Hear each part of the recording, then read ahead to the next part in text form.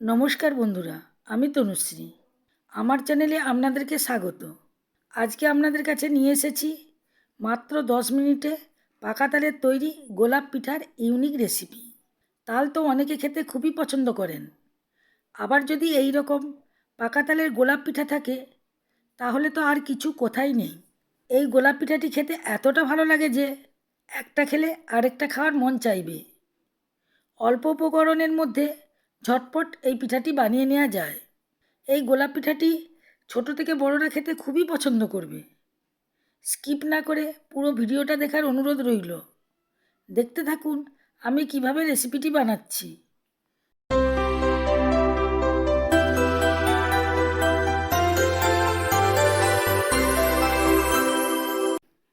আমি এখানে একটা পাকা তাল নিয়েছি, তালটাকে একটা আছাড় দিয়েছি, দিলেই সুন্দরভাবে খোলাটা ছাড়ানো হয়ে গেছে। এবার দেখুন উপরটা কত সুন্দর লাল এবং নিচটাও লাল, তালটা কালো, এর থেকে বোঝা যাচ্ছে তালটা খুব মিষ্টি হবে। এবার তালটাকে আমি ভেঙে দিচ্ছি। এর আগের ভিডিওতে আমি বিভিন্ন রকমভাবে তাল ভাঙা দেখিয়েছি, এখানে আরেক রকমভাবে দেখিয়েছি। খুব সহজ পদ্ধতিতে এইভাবে তালের খোসাগুলোকেও আমি ছাড়িয়ে নিচ্ছি। এবার আমি একটা গ্রেটার নিয়েছি, এই গ্রেটারে করেই তালটা ঝুড়ে নেব। সকলের বাড়িতেই গ্রেটার থাকে, তাই তাল ঝুড়তে কোনো অসুবিধা হবে না। দেখুন তালটাকে আমি ঝুড়ে নিচ্ছি। দেখুন তালটা কত সুন্দর লাল। দেখুন চচগুলি এখানে আটকে যাচ্ছে। আজকে এই রেসিপিটি বানানোর জন্যে খুব বেশি তাল লাগবে না, এই তালটা দিয়েই আজকে রেসিপিটা তৈরি হয়ে যাবে। যারা আমার চ্যানেলে নতুন এসেছেন তাদেরকে আমার চ্যানেলকে সাবস্ক্রাইব করার জন্য অনুরোধ রইল। এবার আমি তালটাকে ছেঁকে নেব, কারণ তালের মধ্যে যদি চঁচ থাকে পিঠাটি খেতে ভালো লাগবে না। দেখুন এইভাবে একটা জাল দিয়ে তালটাকে আমি সুন্দরভাবে ছেঁকে নিচ্ছি। এইভাবে চাপ দিলেই তালটা নিচে পড়ে যাবে আর জালের মধ্যে একটু চঁচ রয়ে যাবে। তালের এই পিঠাটি বানানোর জন্য আমি কিছুটা ময়দা নিয়ে নিয়েছি, এই ময়দা দিয়েই আজকে পিঠাটি বানাবো।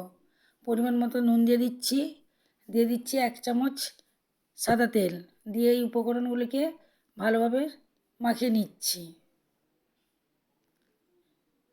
মাখানো হয়ে গেছে।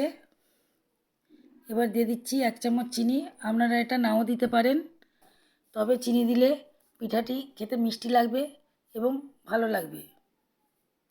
এবার দিয়ে দিচ্ছি তালের পাল, এই পাল দিয়ে আজকে পিঠাটি আমি তৈরি করে নেব, একটু জল দেব না। এবার ভালো করে এটাকে মাখিয়ে নিচ্ছি। একসাথে বেশি দিলে হবে না, একটু একটু করে তালের পাল দিতে হবে আর মাখাতে হবে, নইলে পাতলা হয়ে যাবে। দেখুন এইভাবেই সুন্দর করে আমি মাখিয়ে নিচ্ছি, আপনারাও এইভাবে মাখিয়ে নেবেন। দেখুন মাখানো হয়ে গেছে, এবার এটাকে ভালোভাবে দলে নিচ্ছি। যত বেশি দলবো আমার পিঠাটি খেতে তত সুন্দর লাগবে। এবার আমি উপর থেকে একটু তেল দিয়ে দিচ্ছি, সাদা তেল দিয়ে এটাকে ভালোভাবে বুলিয়ে দিচ্ছি। দেখুন ভালোভাবে বুলানো হয়ে গেছে। এবার এটাকে ঢাকা দিয়ে রেখে দিচ্ছি 5 মিনিটের জন্য। এইদিকে আমি পিঠার পুরটা তৈরি করে নিচ্ছি। আমি নারকেল গুঁড়ো এখানে দিয়ে দিচ্ছি আর দিয়ে দিচ্ছি আখ গুড়। যে যেমন মিষ্টি খাবেন সে সেই রকম গুড় দেবেন। এখানে আমি 2 চামচ আখ গুড় দিয়েছি। এই গুড় দিয়ে পুরটা বানালে খুবই সুন্দর খেতে লাগে পিঠাটি।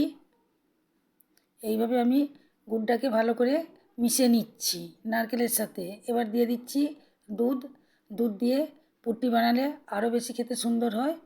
এবার এটাকে আমি ভালোভাবে তৈরি করে নিচ্ছি। এভাবে ঘুরিয়ে ঘুরিয়ে পুরটাকে সুন্দরভাবে তৈরি করে নেব। দেখুন আগের থেকে জল মরে গেছে, একটা শক্ত আকারে চলে এসেছে। এইবার আমি এটাকে নামিয়ে রাখবো, পরে আরও এটা শক্ত হয়ে যাবে। এদিকে 5 মিনিট হয়ে গেছে, ঢাকাটা খুলে দিচ্ছি। দেখুন আগের থেকে কতটা সফট হয়ে গেছে। এবার আমি আবার দলে নিচ্ছি। আপনাদেরকে আগেই বলেছি যত বেশি দোলা হবে পিঠাটি খেতে তত সুন্দর লাগবে। এখানে দোলা হয়ে গেছে, এইবার লেচি কেটে নিচ্ছি। দেখুন এইভাবে আমি লেচি কেটে নিয়েছি, লেচিগুলো কাটা হয়ে গেছে। এইবারে এটাকে গোল করে নিচ্ছি। এইভাবে সব লেচিগুলোকে আমি গোল করে নেব। সব গোল করা হয়ে গেছে। এবার ময়দা ছিটিয়ে দিচ্ছি, ময়দা দিয়ে আমি এটাকে সুন্দরভাবে বেলে নেব। দেখুন এটাকে বেলে নিচ্ছি। আপনারা তেল দিয়েও বেলতে পারেন, তবে ময়দা দিয়ে বেললে এটা খুব সুন্দর পাতলা একটা রুটি হবে এবং যত বেশি পাতলা হবে পিঠাটি খেতে তত বেশি সুন্দর লাগবে। দেখুন এটা কত সুন্দর পাতলা হয়েছে। এবার একটা ছোট্ট বাটি নিয়েছি, দিয়ে এগুলাকে আমি গোল গোল করে কেটে নিচ্ছি। এই বাটির সাহায্যে কাটলে মাপটা আমার একই হবে এবং দেখতে খুবই সুন্দর হবে। দেখুন এইভাবে আমি সবগুলোকে কেটে নেব।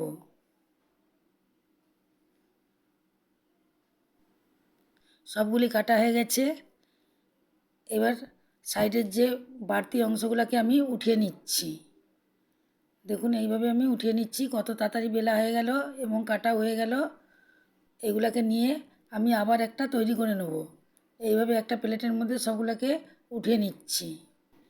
একইভাবে আমি সবগুলোকে তৈরি করে নেব।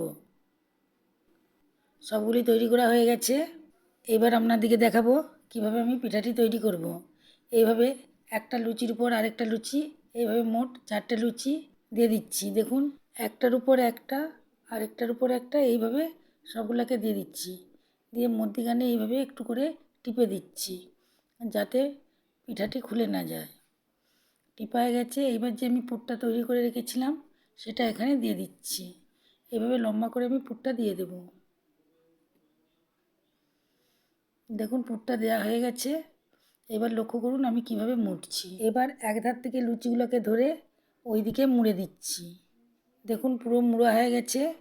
এবার এটাকে শুধু গোল গোল করে দিচ্ছি, যেমন রোল পাকায় সেই রকম গোল গোল করে দিচ্ছি।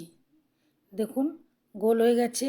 আর লাস্টের যেটা সেটা আমি এখানে একটু আটকে দিচ্ছি। যদি খুলে যায় মনে হয় তাহলে একটু জল দিয়ে আটকে দিবেন। এবার পাপড়িগুলোকে একটু খুলে দিচ্ছি। খুলে দিলে গোলাপটা দেখতে আরও সুন্দর লাগবে। দেখুন গোলাপটা তৈরি হয়ে গেছে। দেখতে কত সুন্দর লাগছে। দেখে মনে হবে গাছ থেকে তুলে আনা গোলাপ। আমি আবারও একটা তৈরি করে আপনাদেরকে দেখাচ্ছি। মধ্যিখানে পুরটা দিয়ে দিচ্ছি। দেখুন পুরটা দেওয়া হয়ে গেছে। এবার আমি একদিকে লুচিগুলোকে ধরে পুরো মুড়ে দিয়েছি। আগের মতোই আস্তে আস্তে ঘুরিয়ে ঘুরিয়ে আমি রোল করে দিচ্ছি।